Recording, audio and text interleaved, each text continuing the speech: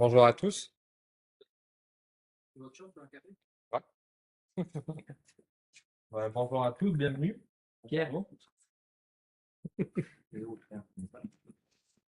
Allez, on va poursuivre sur la chirurgie, sur la thématique abordée par Dr Venet, à savoir les anastomoses, création de shunt, Blalock.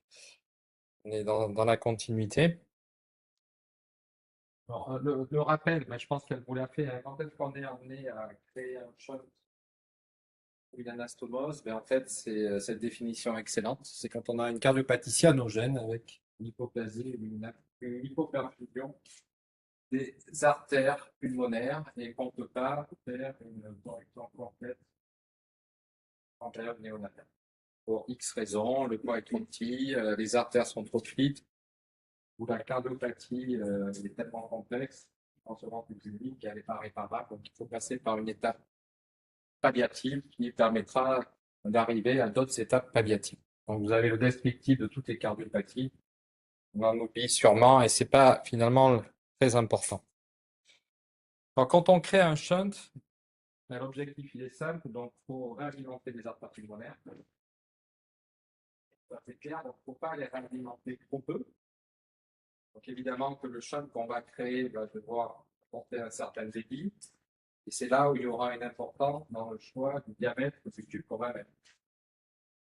Vous verrez, je vous ai mis une petite formule mathématique dans laquelle on ne va pas bien sûr rentrer parce qu'on n'est pas mathématicien.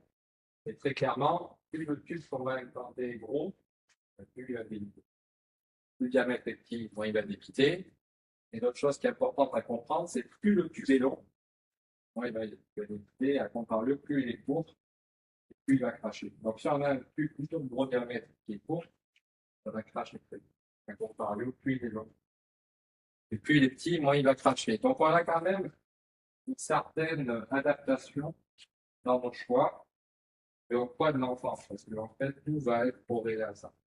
Plus l'enfant va avoir un poids faible, plus on va avoir tendance à se dire, on va mettre un shunt qui ne va pas trop cracher pour ne pas noyer l'enfant. A contrario, plus le nouveau-né est gros, avec un poids un peu élevé, ben, quand on se dit, ben, on va pouvoir mettre un shunt un peu plus gros pour mieux l'alimenter. Donc, il faut faire attention à ce débit pulmonaire, donc pas trop et évidemment pas trop peu. Et le but, ben, c'est toujours le même, hein, ça va être de gagner quelques mois pour que l'enfant puisse grandir et qu'on puisse aboutir en fonction de la cardiopathie sous-jacente, soit avec cœur complet, si c'est possible.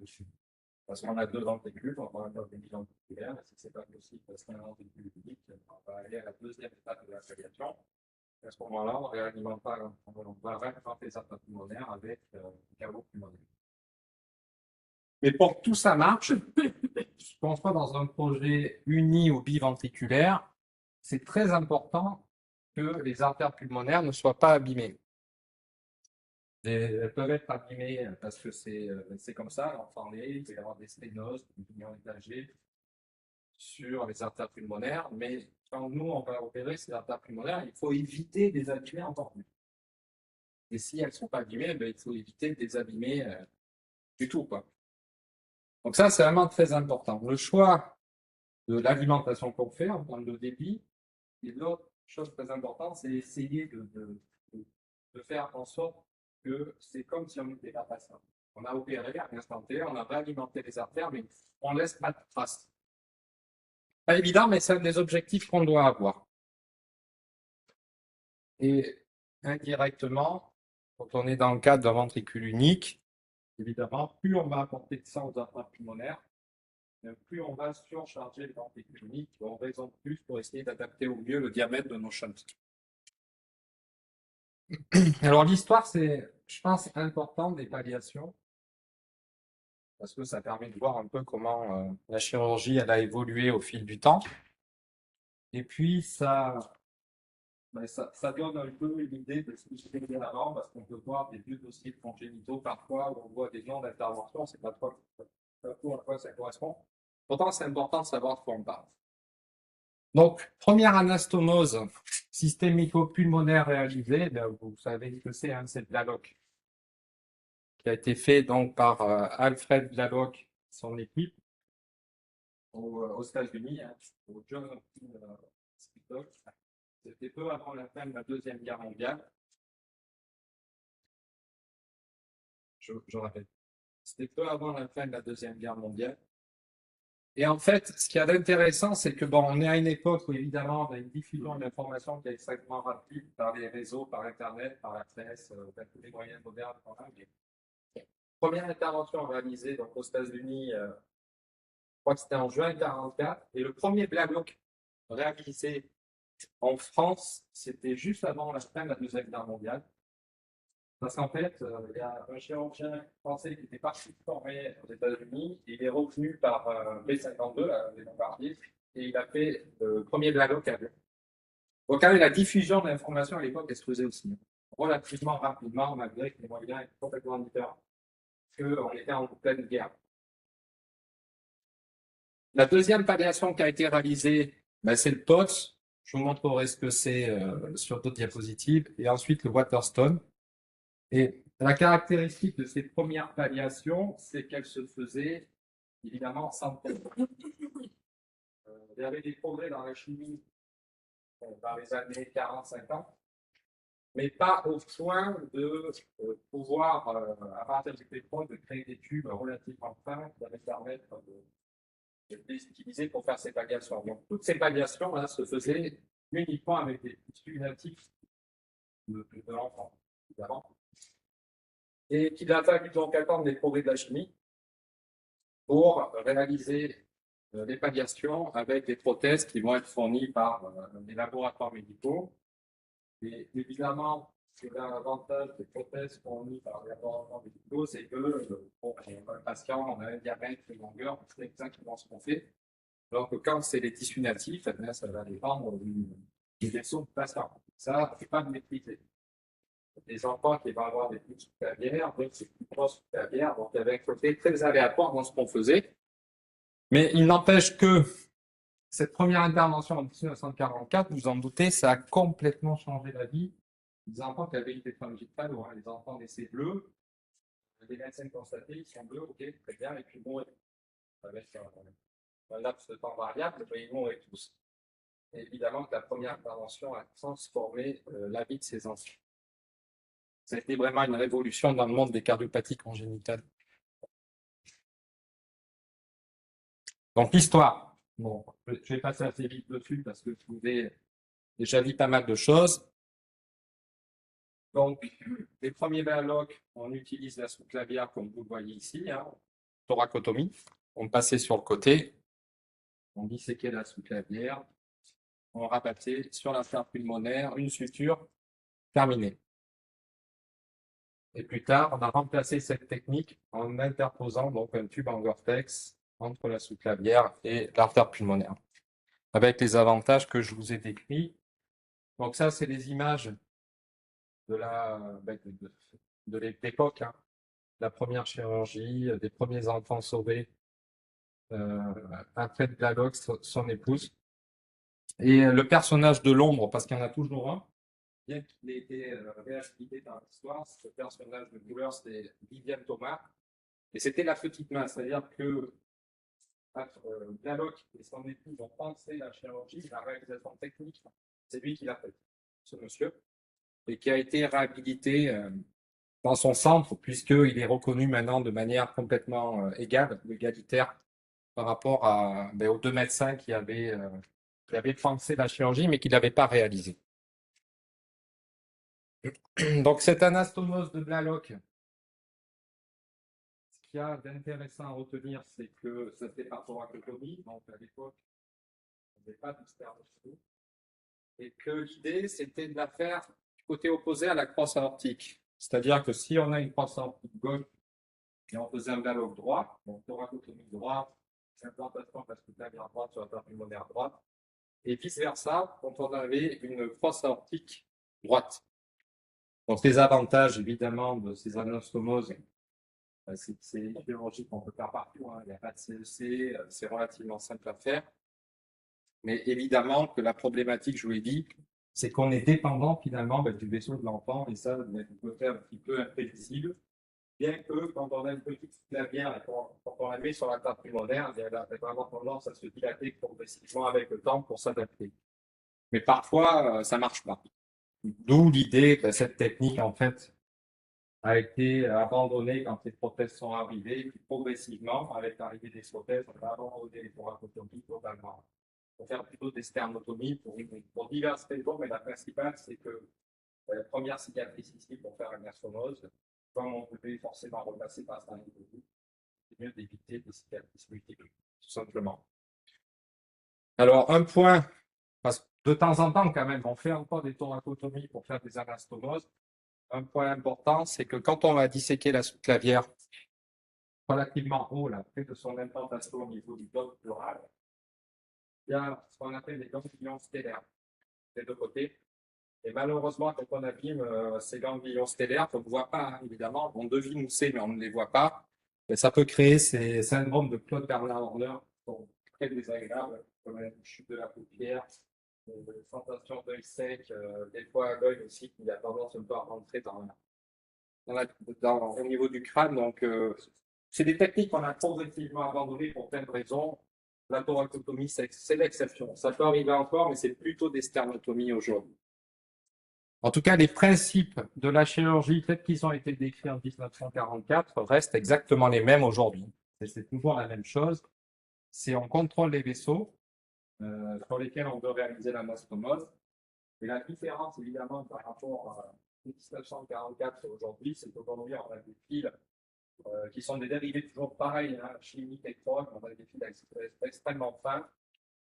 Ce sont des monofilaments. Et on arrive à avoir des fils à peu près du diamètre d'un cheveu.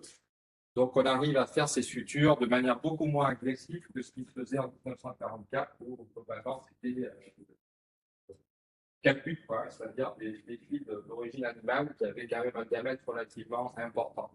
Et évidemment, la grande différence aussi entre 1945 et aujourd'hui, c'est que les anastomoses qui ont été réalisées, ça a été fait chez plutôt des grands enfants entre l'âge de 2 et 5 ans, parce qu'il y avait un tel volant de malade qui n'avait pas été opéré. En fait, il y en avait énormément à faire. Aujourd'hui, les anastomoses ont été plutôt en période néonatale, d'enfants pour quelques jours, quelques semaines de vie. D'où la nécessité d'avoir des fils beaucoup plus fins. Donc là, je vous passe ça. Les principes de la chirurgie, je vais les passer aussi parce que c'est pas très intéressant, c'est très technique, hein. Mais c'est en gros une anastomose, relativement simple. Alors le POTS, qu'est-ce que c'est un POTS? Ben, le POTS, c'est encore une fois une anastomose, système hypopulmonaire, mais avec, on va s'attaquer à un autre endroit anatomique. Parfois d'ailleurs par nécessité, hein, c'est-à-dire qu'on pouvait partir pour réaliser un plan entouré avec la sous-clavière d'enfant et la sous-clavière avec ventre optique. Il faut bien quand même essayer de faire quelque chose. Et ce quelque chose, ça peut être ça. C'est-à-dire qu'on va créer par thoracotomie gauche, cette fois, une anastomose entre le début de la rampe thoracique descendante et l'artère pulmonaire gauche.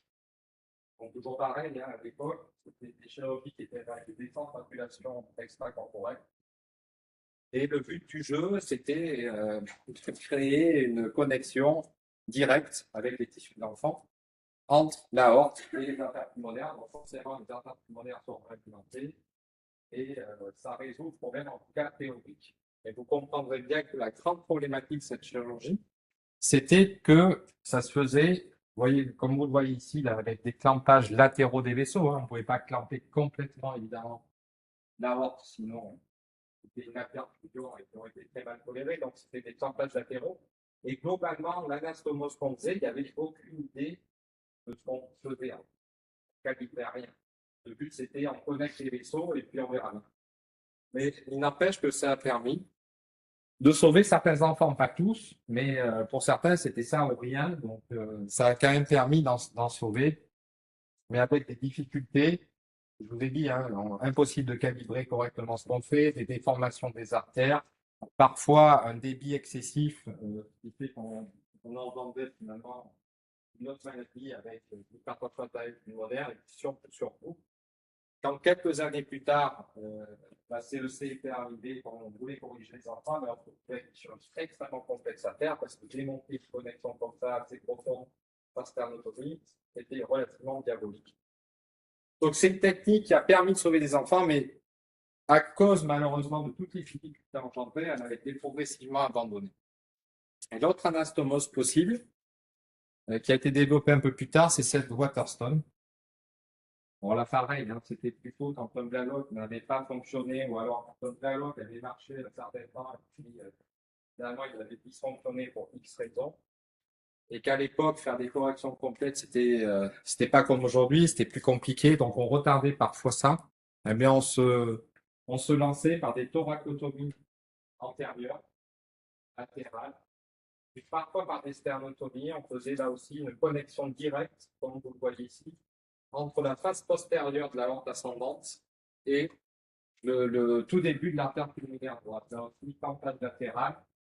Donc, la création de ce qu'on faisait était extrêmement aléatoire. Alors, parfois, ça tombait bien, des types plutôt bien adaptés, mais malheureusement, on pouvait se retrouver avec des hypodébies, mais surtout plutôt des hyperdébies pulmonaires, qui est un de problématique qui a été évoqué par la cardiologue avant moi, mais qui sera exposé par la bienfaiteur quand il vous fera le cours. En tout cas, pour les mêmes un peu raisons que le cas précédent, le POTS, des techniques intéressantes sur le plan conceptuel, mais qui ont été abandonnées à cause de toutes les complications engendrées.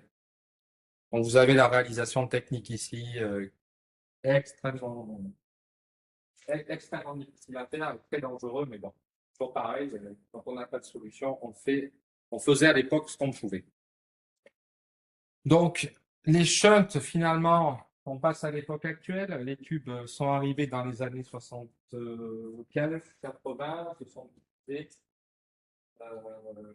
Pour tous les avantages que je vous ai présentés, le dialogue vrai avec les sous-claviers ou les autres techniques ont été totalement abandonnés au profit de ces tubes.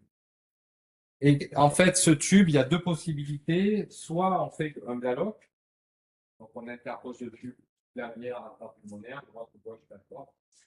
Soit sinon, on peut réaliser ce qu'on appelle également un shunt central. C'est exactement la même idée, si ce n'est que le tube, on va le connecter globalement entre la horte ascendante et le tronc de l'artère pulmonaire. Je vais vous montrer un peu la différence sur quelques photos. Et que globalement, sans rentrer dans les détails, mais dans le monde, dans les centres où on fait la chirurgie néonatale, on privilégie plutôt qu'avec le dialogue avec cortex, plutôt que le shunt central. Le shunt central, il y a quelques centres qui en font. C'est un peu vrai en Australie, quelques centres en Australie. Mais globalement, c'est pas ce qui est le plus fait parce que très souvent, ce shunt central, pour le faire, il faut rajouter des cellules. Donc, on fait plutôt des dialogues classiques avec le tube parce que ça se fait sans CLC et que ça marche quand même relativement. Donc, vous allez voir qu'on a différents diamètres à disposition fournis par l'industrie. Et que globalement, quand on fait cette chirurgie en période néonatale, on choisit soit un tube de 3 mm de diamètre, soit un tube de 3,5, parfois 4. Ça, c'est pour aider au poids de l'enfant. Généralement, un nouveau-né qui va peser entre 2,3 et 2,8 kg, on va mettre 3 mm. Entre 2,8 kg et 3,5 kg, on va prendre des 3,5. Chez les gros bébés, ça va être au-delà de 3,5 kg, on va mettre 4. Premier modulateur diamètre, tube, deuxième la longueur. Puisque la sous-clavière se déroule un peu, car même quand on est par sternotomie, on arrive à la disséquer sur 2-3 cm. Et plus on la dissèque, plus elle monte, donc plus la longueur qu'on va mettre va être en haut. Donc on arrive à le diamètre de notre tube. Donc là, vous avez une représentation photographique et imagée de ce qu'est un shunt central. Hein. Donc le shunt central, c'est ça. Vous voyez, on va connecter le tube en Gore-Tex sur le tronc de l'artère pulmonaire et on va connecter l'autre partie au niveau de la horte ascendante. Alors évidemment que ceux qui font cette technique disent qu'elle a plein d'avantages théoriques. Premier avantage, c'est que, vous voyez ici, les artères pulmonaires sont petites. Alors bien entendu que c'est un schéma, mais parfois c'est comme ça. Et que de mettre le tube central sur le tronc de l'artère pulmonaire, le tronc de l'artère pulmonaire est souvent plus gros. Et l'avantage de ça, c'est qu'on ne va pas déformer les branches, évidemment. Donc ça, c'est un avantage, évidemment, théorique. Mais pour pouvoir faire ça correctement, Vous vous doutez bien que le plantage latéral sur l'aorte, la dissection du tronc, etc., etc., c'est souvent nécessaire de mettre une CEC pour bien le faire. D'où le fait que c'est pas si souvent que ça utilisé. Mais ça peut être une arme intéressante en des cas particuliers. Donc, ce qui est utilisé le plus fréquemment, c'est ça. C'est le Blalock classique, enfin classique, Blalock avec modifié avec tube en vortex, comme vous le voyez ici, hein, soit à droite, soit à gauche, ça dépend de la crosse de la lampe, etc. Et que les avantages et inconvénients, je vous les ai décrits déjà. En tout cas, ils sont relativement simples et logiques à comprendre. Alors, est-ce qu'on le fait par sternotomie, thoracotomie? Là aussi, j'ai déjà abordé le sujet, mais aujourd'hui, on privilégie la sternotomie. C'est une seule cicatrice, premier argument. C'est quand même un argument important. Ouais, pour l'esthétique, mais pas que fonctionnel aussi. Hein. On a tous vu, vous verrez des patients à but congénitaux qui ont 2 thoracotomies, une sternotomie. Le fait d'avoir des thoracotomies, ça ampute quand même la fonction respiratoire. Il y a le temps esthétique, ça engendre des douleurs, ça peut engendrer aussi des déformations thoraciques, donc la sternotomie est privilégiée. Ça, c'est un point. La deuxième chose, c'est que quand on est en sternotomie, on a une problématique quelconque, une difficulté quelconque, on peut mettre une seule fibre. Quand on a une thoracotomie, on peut pas. Énorme avantage quand même de la sternotomie. Et puis l'autre avantage de la sternotomie, c'est aussi d'observer en fait ce qu'il y a au niveau cardiaque. C'est-à-dire que si on opère par exemple un talon, un tendalo, on peut se rendre compte qu'il y a une anomalie coronaire croise d'un condylome qui va potentiellement gêner la deuxième intervention. Donc, il y a beaucoup d'avantages à la sternotomie qui fait qu'aujourd'hui, la thoracotomie a très peu de place et que globalement, ça reste aujourd'hui quand même l'exception. Alors évidemment, il y a toujours un inconvénient. L'inconvénient, c'est les interventions évidemment, c'est vrai. Mais bon, on réopère tellement de patients et c'est tellement de problèmes. Et deuxièmement, on peut mettre ce qu'on fait. Une fois qu'on a fini, on met des plaques en vortex qui facilitent les réentrées, les adhérences. Aujourd'hui, c'est plus vraiment un argument. Donc la chirurgie, elle reste toujours la même, hein, c'est-à-dire l'interposition d'un tube, il n'y a pas de CEC, c'est des fils fins. Au-delà de la technique, peu importe, ce qui est important, c'est le choix de ce qu'on met, des diamètres. Donc là, vous avez cette photo, vous voyez le tube en vortex qui est implanté sur le TABC qui est à droite parce qu'on a une crosse articulaire gauche. Donc très important, quand on fait cette chirurgie, de bien calculer la longueur de notre tube. Pour ça, où est-ce qu'on l'implante? Plutôt de manière un peu proximale ou un peu plus distale, le diamètre. Et là, vous avez la fin de la chirurgie où vous avez un clampage complet de l'artère pulmonaire droite et on vient réaliser la suture distale. Dans la même formule, il n'y en aura qu'une. Le débit, comment il se détermine? Donc évidemment que ça se détermine par le gradient de pression qu'il y a en amont et en aval du tube. Ça, on ne peut pas jouer dessus. On peut jouer, mais ça, il faut ça avec les drones, par exemple. On peut augmenter la pression aortique. Ça, c'est clair. Et, ça va être plus anesthésique, c'est un peu diminuer le temps pulmonaire avec le LR, par exemple.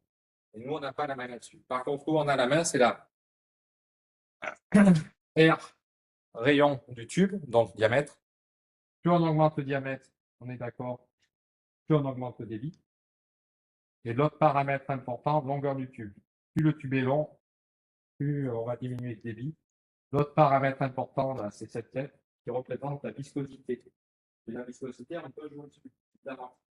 Plus on va monter l'hématocrite du patient, plus la viscosité va augmenter, le débit, donc il va diminuer. Donc on a quand même pas mal de paramètres pour jouer sur ce qui passe dans le tube. On va pouvoir jouer de manière temporaire, les pressions dans la horte, éventuellement les pressions dans la porte pulmonaire et la viscosité. Et ça ne peut être temporaire, c'est ce contrôle-là. Par contre, le contrôle plus durable, ça va être diamètre longueur. Ça, c'est très important de bien calculer ce qu'on fait. Parce qu'une fois que c'est fait, c'est très compliqué pour le coup de changer ça. Évidemment, il faut repartir, les faire, refaire. C'est quand même des artères qui sont fines, particulièrement chez les nouveau-nés. Donc, c'est quand on fait, il vaut mieux faire une fois, fermer. Ça, il revient. Sinon, c'est compliqué. Toujours pareil, hein, la courbe débit longueur, plus c'est long, moins ça débite. les rayons, plus c'est gros, plus ça débite. Très important quand on fait un Blalock, connaître la crosse de la hanche. Posez la question au cardiologue, que je fais jamais. Est-ce que la crosse est à gauche? Ils vont nous dire oui. Pourquoi c'est important? Quand la crosse est à gauche, le canal artériel, sauf cas ultra exceptionnel, le canal artériel est à gauche. Donc ça veut dire que si on clampe l'artère pulmonaire droite, il y aura toujours une alimentation par le canal de l'artère pulmonaire gauche. Donc ça veut dire qu'on peut faire notre chirurgie sans CEC. On est d'accord? Par contre, quand on a une crosse aortique à droite, c'est important de demander au cardiologue où est-ce qu'est le canal artériel. Si le canal artériel est comme vous le voyez sur ce schéma-là, vers l'artère pulmonaire droite, on peut faire la chirurgie sans CEC. On va pouvoir clamper cette artère, interposer notre tube ici. L'artère pulmonaire droite sera toujours alimentée par le canal, donc il n'y aura pas de problème. Évidemment qu'il va désaturer pendant la chirurgie un petit peu. Bon, on va y arriver. Par contre, quand on a ce cas de figure, où on a une crosse aortique à droite, et un canal artériel, comme vous voyez ici, interposé entre le TABC gauche et l'artère pulmonaire gauche, on est coincé. Évidemment, si on clampe ici, ben, il n'y a plus rien qui arrive dans les artères pulmonaires, donc c'est obligé. Donc, très important que les cardiopulmonaires se mouillent. Regarde, et qui nous disent la crosse, quel côté elle est et le canal. Très, très important parce que ça permet de prévoir et donc d'anticiper et de monter une CET pour faire la chirurgie dans de bonnes conditions.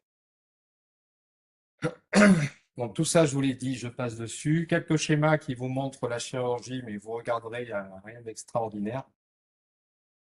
Et les complications, les complications, elles découlent finalement de ce que vous voulez. Alors les complications aiguës, quelles vont être les complications aiguës possibles? La thrombose aiguë. Alors ça peut arriver. Dans le post-opératoire immédiat, deux points importants. D'abord, la technique soit bien faite, évidemment, que s'il y a une astomose, l'état joli, voire un peu rétréci, on augmente le risque de thrombose, bien sûr. On va mettre cette hypothèse de côté. Pourquoi ça peut se thromboser? Un, parce qu'on n'a pas fait, on n'a pas décoagulé le patient, donc il faut quand même un niveau de décoagulation minimale au déclampage. Donc, généralement, on fait des paris. Il n'y a pas de règle absolue, mais c'est en général 1,5 ou 1 milligramme par kilo. Au déclampage, pour que ça soit déjà dans le patient, très important. Et l'autre chose aussi, c'est finalement ce qu'il faut utiliser, cette modulation des pressions. Il faut que, Glalo dit oui, il faut que ça marche. Donc, il faut qu'il y ait de la pression dans la horte. La pression dans la horte, nous, les chirurgiens, on ne peut pas gérer. C'est les réanimateurs qui gèrent. Donc, de temps en temps, il faut faire un petit peu de drogue de façon à booster les premières minutes au déclampage, de façon à ce que ça crache bien et que ça démarre, en fait. Ça, plus la coag, et puis ensuite, évidemment, quand on déclampe, il faut pas qu'il y ait une hématocrite au plafond, parce qu'il a tendance à avoir un peu à bloquer. Trois paramètres très importants. Mais une fois que le bloc a commencé à circuler, là, dans les 2 premières heures, généralement, c'est bon. Ça fonctionne, il n'y aura plus de problème. Donc, l'hypodébit, plein de raisons qui peuvent l'expliquer. D'abord, avoir une bonne pression artérielle et soit bien ventilée, c'est important. Et jouer avec l'hématocrite. L'hyperdébit, vous avez compris, tube trop gros, etc., etc. Alors, le sérum périprothétique, ça, c'est rarement décrit, mais ça arrive. C'est plus dans le vortex, c'est relativement simple. Il faut y avoir, dans certains cas, on ne sait pas pourquoi, une sorte de suffusion autour du tube peut créer une sorte d'hématome, mais ce n'est pas un hématome, hein, c'est plus un exudat, qui peut venir comprimer les artères pulmonaires. C'est rare, ça arrive. Si ça arrive, ben, on réopère, on enlève cette espèce d'exudat, on récupère le plus vite. Généralement, c'est réglé, il n'y a pas besoin de changer de tube. Si le thorax arrive, évidemment, on modifie quand même beaucoup les pressions dans les artères pulmonaires, ça arrive. Généralement, ça passe quand on reprenne avec des traitements habituels chez le thorax. Paralysie phrénique, pourquoi? Le phrénique, il ne court jamais très très loin de la zone qu'on va disséquer, donc évidemment que ça peut arriver, mais il faut absolument être vigilant pour les phréniques, particulièrement dans les grandes épidémies. Le phrénique, c'est une catastrophe dans le fond par rapport. Donc, Ça, c'est de la chirurgie, il faut l'éviter. Complications tardives, on en a parlé, éviter les déformations, etc., etc. Il faut une technique parfaite, c'est le geste néonatal, quelle que soit la chirurgie, c'est un geste crucial. Toute la vie de l'enfant va dépendre de ce geste.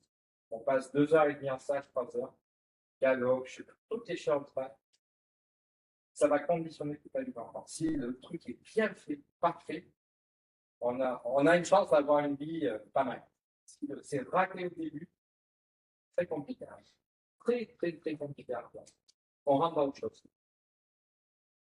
Alors, les alternatives à ça, tube en plastique, dialogue, très bien, ça marche, mais évidemment, ça, particulièrement quand les artères pulmonaires sont petites, hypoplasiques, on se dit, aller mettre un tube en plastique sur des artères petites, même si on fait les choses au mieux, on va forcément les abîmer, les dégrader. Donc, l'idée, ça a été de dire, première idée, ça a été de dire, pourquoi pas faire le shunt central. Et le shunt central, c'est pas toujours évident, et parfois, le tronc d'artère pulmonaire n'est pas lui-même très petit. Mettre un tube là-dessus, c'est compliqué.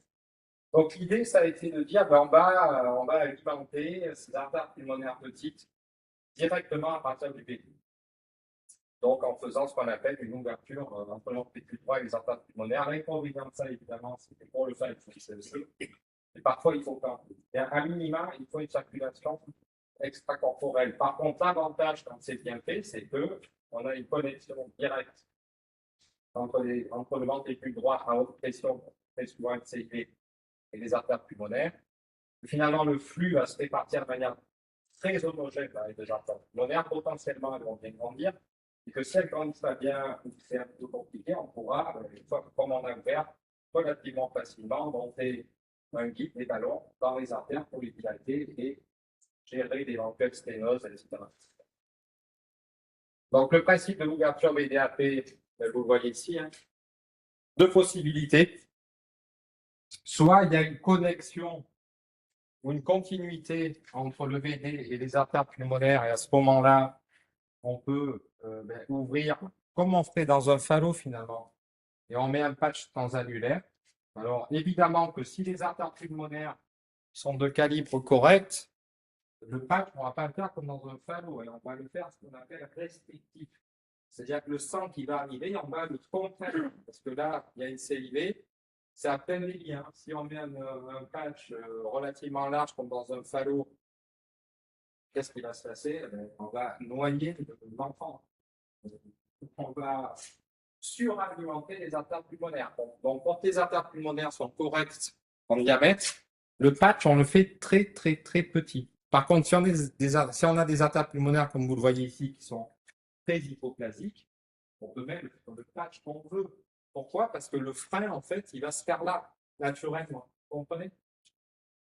Et s'il y a une déconnexion complète entre les artères pulmonaires et le PD, la seule solution, finalement, c'est de faire, comme vous voyez ici, on met un tube en vortex. C'est un peu comme, comment ça s'appelle, un shunt central. Au lieu de connecter ici à ici, là, on le fait entre le BD et les artères. Vous avez des questions sur les shunts? C'est bon? Allez, parfait.